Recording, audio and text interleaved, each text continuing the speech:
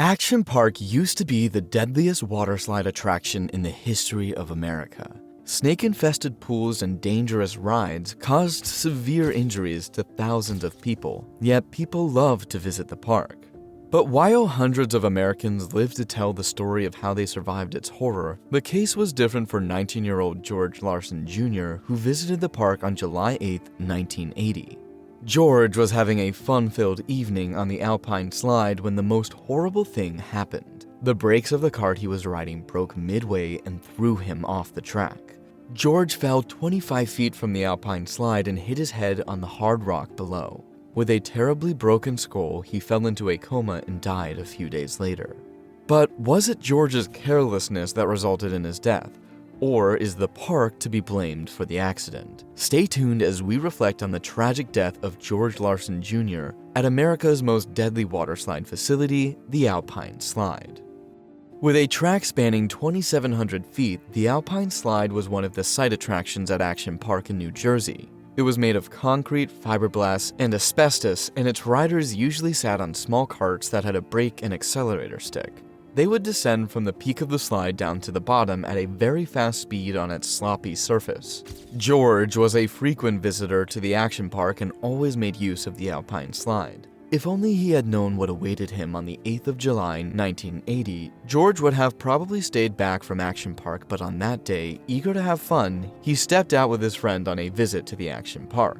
While it still remains unknown as the ride his friend took, George opted for another adventure on the Alpine Slide.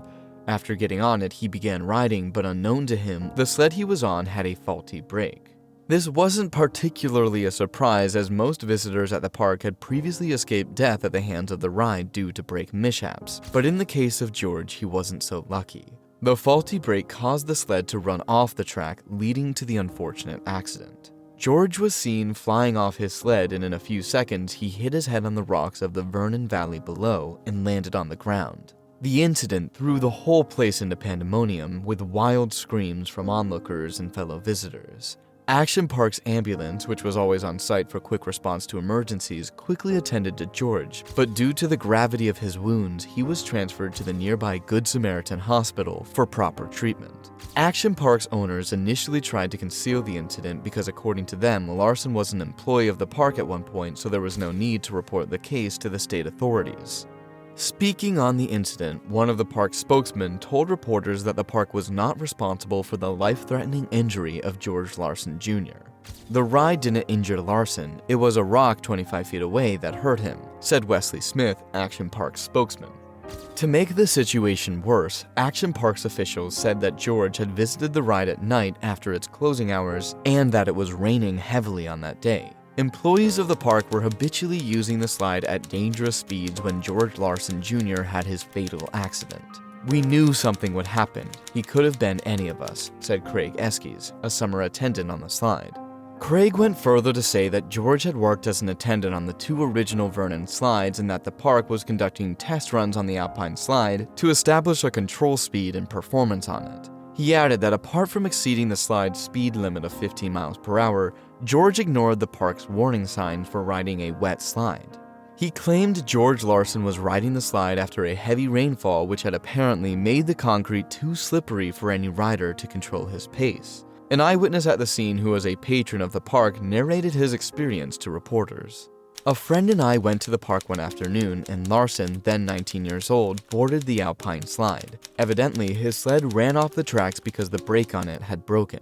Another one of the park visitors who witnessed the accident said, "The place where George fell was a steep, rocky slope inaccessible to motor vehicles, and so it was necessary to bring Larsson down via an improvised stretcher." In another development, the park's spokesman, Wesley Smith, asserted that there was a police officer present at the scene but did not go far to identify the officer. Furthermore, some of the park's employees who were on duty the night the accident happened said that it would be very hard to fly off the ride as Larsson did. According to them, the accident could have been a result of poor judgment from George Larsson. They also claimed George was apparently moving too fast when his sled flew off the fiberglass track. He plummeted 10 feet before he rolled and struck his head on the rock. A local newspaper article published the following morning stated that Larsson and an off-duty employee of the ride were reportedly racing down the 3/4-mile expert slide when the accident occurred at about 6 p.m. on July 8th.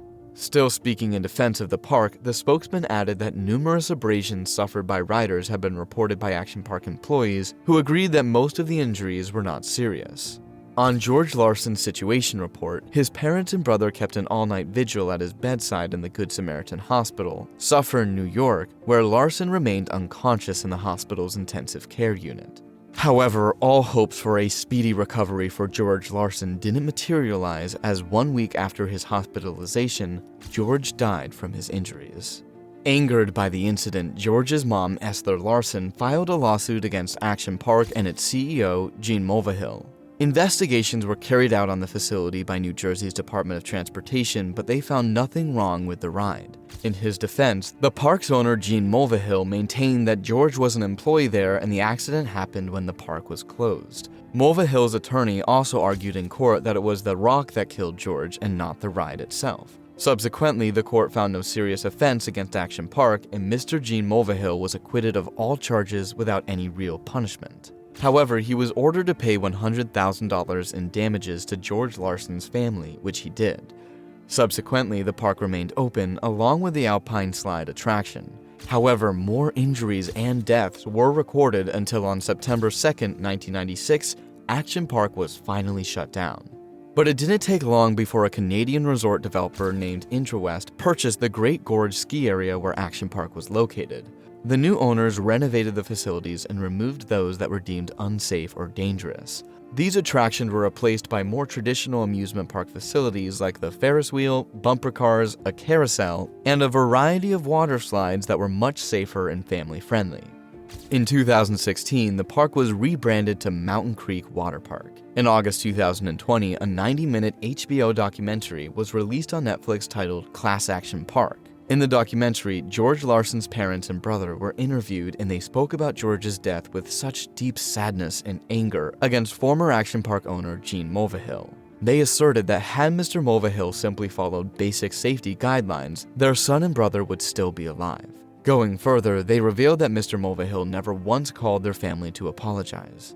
Instead, he lied to the press that Larsson was an employee riding the slide on a rainy night. This, of course, wasn't true, but became the collective truth of the public for many years until the documentary was released. To top it off, they said that Mr. Mulvihill made their lawsuit a living nightmare, and they ended up settling for a fraction of the money they deserved. You had a bar you had to hold on to and lower yourself to vertical. And you just drop. And you've got to be free falling for a few seconds, and then you actually make contact with the water slide, and you go down. Speaking in the documentary, George Larsson's brother made it clear that he wanted people to know about his brother. He wanted them to know that he and George shared a room and were just 11 months apart. That George was supposed to be the best man at his wedding, days after he died, and that George's death wrecked his family and made them relocate to Florida because they couldn't stand living in New Jersey anymore. He wasn't out to go there to be a thrill seeker. He was out there to have a good time on rides. You're not going out to go get killed. Larsson, now 58, tells New Jersey Advance Media, his voice shaking. Unfortunately, Action Park was the idea of a man who eschewed rules and only cared about making profits. He used his political and economic power in the area to limit bad press coverage that might affect the park instead of making it safe. Thankfully, Action Park was the first and last of its kind, and there would never be another theme park without rules. With that, we have come to the end of today's episode. We would love to know your opinion in the comments section below. Don't also forget to like, subscribe, and share. See you in our next video. Bye.